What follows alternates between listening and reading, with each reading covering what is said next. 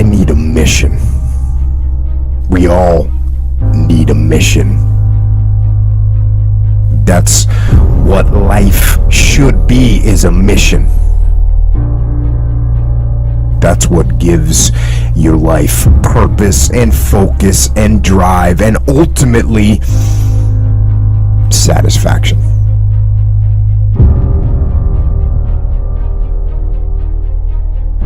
You've lived a life dominated by doubt and fear. How do you step into bravery? Step. That's how you step into bravery. Step. Take the step. Step aggressively towards your fear. And that step towards your fear is the step into bravery. We're scared of what we don't know. There is only one way to learn and to know, and that is to confront that fear. You have to step, you have to go. And this simple action, this simple attitude,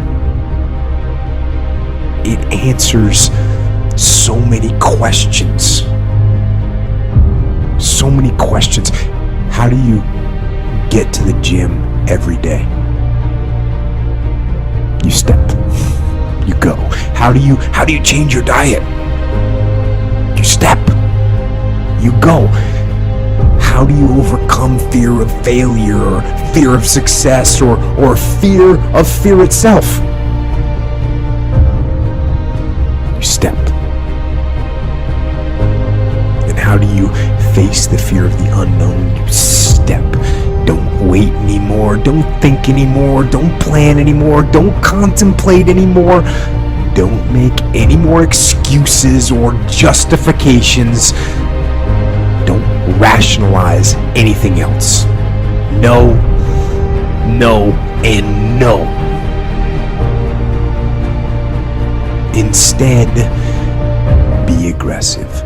Take action now. And what is the first action that you need to take? What's the first step you need to take? The first step you need to take is just that. Step. Because if you're thinking, then you're not taking action. So you sit around and think about doing it instead of actually doing it. Thinking is actually causing the problem harm. It's not moving the problem forward. So quit thinking so much and take action. What causes that switch to flip? The overdrive, the beast mode, the full-on destroyer. It's the thing that allows you to go the extra distance, to dig just a little bit deeper, push a little harder, get after it. Give everything you have and go beyond your limits. When it doesn't make sense, logical sense to go on, that's when you gotta use your emotion. That's when you gotta use that anger, that frustration, that fear to push yourself harder. To push yourself to say, I don't stop.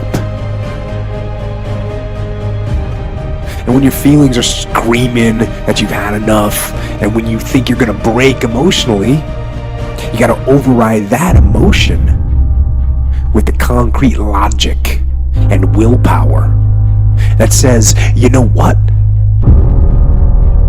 I don't stop. That's where you find the strength and the tenacity and the guts to say to yourself, I don't stop. And you won't.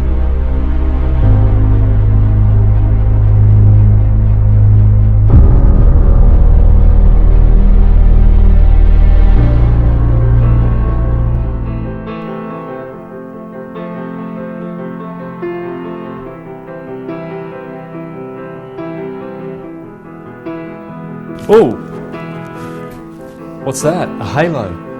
Remember the word halos means salt in Greek? Hello, greeting, salutation. That's why we say hello, or salut in French. Salt. It's all about salt. The science of salvation, the elixir of life, is hiding in the scriptures. What this wonderful book is about biochemistry.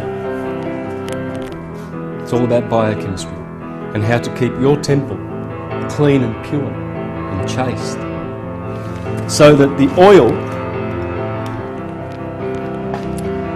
that was produced in heaven, the manna that comes from heaven, our Father, give us our daily bread. It's also called bread. It's called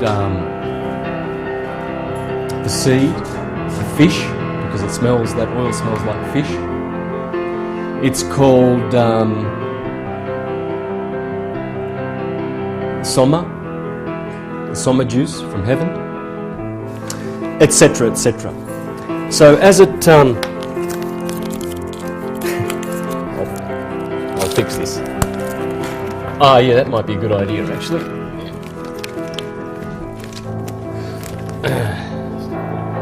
Yeah, thanks, mate.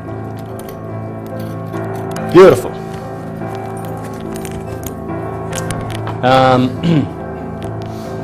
So as it ascends, and it can only ascend if the condition down here is healthy and clean.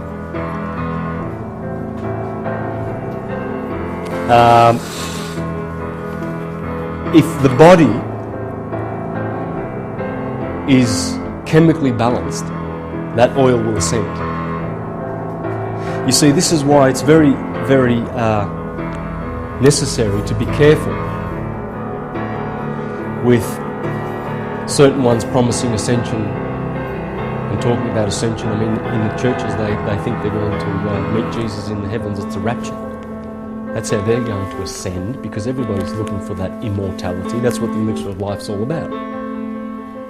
But they've taken it literally, and they really believe that they're going to meet Jesus in the heavens and literally in the clouds, misunderstanding these beautiful sacred documents, which today, at the end of this presentation, you will fully understand. So, without going further into this too deeply, I can go on and on and on and on about the process of how all of this happens. But I've done this in other presentations.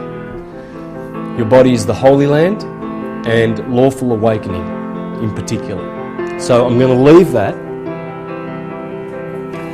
And what we're going to do now is we're going to go into the salts that correspond with your body and the 12 systems in your body. Now the salts are these: potassium phosphate for Aryans, potassium phosphate; sodium sulfate for Taurians; potassium chloride, PC, potassium chloride, corresponds with Pollux and Castor. That's a mental note for you. Cancer, calcium fluoride; magnesium, potassium sulfate, sodium sulfate, calcium sulfate, silica, calcium phosphate, sodium chloride, table salt, and iron phosphate. These are the 12 salts, the 12 building blocks. What I'm going to do now is we're going to go through each of these individually, starting with Aries, starting with the head. I'm probably going to spend more time with Aries, Taurus and Gemini, because a lot of the magic occurs here, with the head being here, and then the nerves that are rooted in the optic thalamus, which branch out into the rest of the body from the neck. You see, our body is an upside down tree. The roots are in the head. It's the tree of Yggdrasil.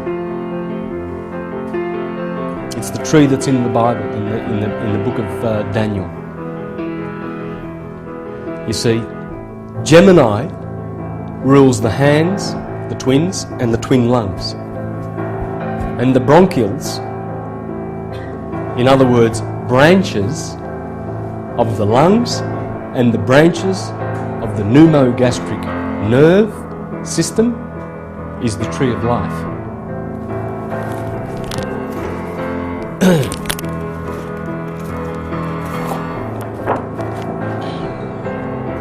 There it is, the symbol of the two trees in the Garden of Eden. The staff that Mercury is holding, Hermes, Thoth, Buddha, is the tree of life. And the two serpents intertwined on that staff is the tree of the knowledge of good and evil. Because the two nerves that come from the pineal and the pituitary gland descend all the way down the spine, and one is electric and one is magnetic. In other words, positive and negative, male and female, and all of those polarities that you've ever known. And these, the two wings at the top, where the serpents are, they are the two hemispheres of the cerebrum. And Mercury always holds this staff, the healing staff of Apollo. And of course, Mercury is indicating that he is mind. Mercury is mind. It's the fluid that runs in your cerebrospinal system. That's the Mercury. Mercury is quicksilver.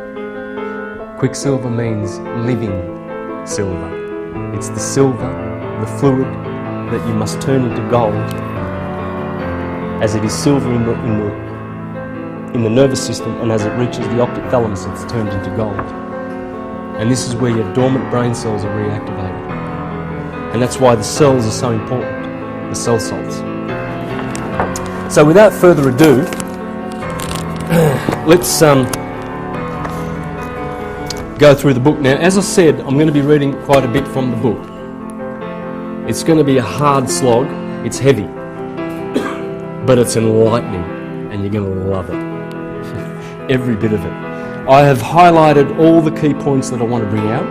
I may have to leave some behind because there's a lot of stuff here. I imagine I'm going to be reading for about an hour overall, but you will appreciate it because it's very, very, very good. And here, George Carey and Inez Perry, who wrote this in the early 1900s, they based a lot of their information on Dr. Schuster's work on the cell salts. So I just want you to know that the modern lineage of this understanding, of this science, but it's based on absolutely more ancient wisdom. The Egyptians knew it, the Greeks knew it, the Empire of Rome came along and said, no, we'll have none of that. And they set about destroying all the temples of the Greeks and the mystery schools all around the Mediterranean. Athens, Alexandria, they burnt the library, destroyed all the system of learning in Alexandria, etc., etc. Jerusalem, there was a great school in Jerusalem. That's why they destroyed Jerusalem. They went around destroying all of these temples. Temples of God, I guess you could say. So, I'm going to be flicking through